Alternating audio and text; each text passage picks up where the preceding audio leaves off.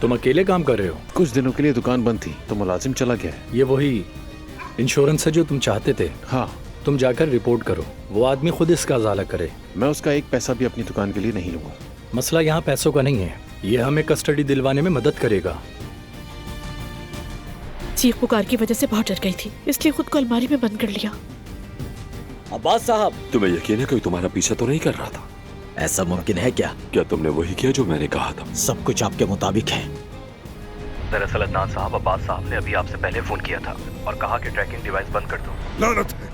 चाचा, चाचा, चाचा कहाँ हैं आप? उन्होंने मेरी आंखों के सामने गाड़ी भगाई और चले गए। आखिर वो तुमसे क्यों भागेगा अदनान?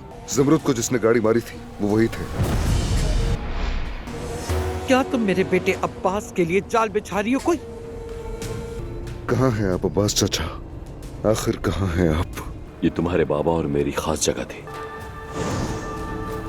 चाचा, बाहर आ जाइए, मुझे मालूम है आप यहाँ पर हैं।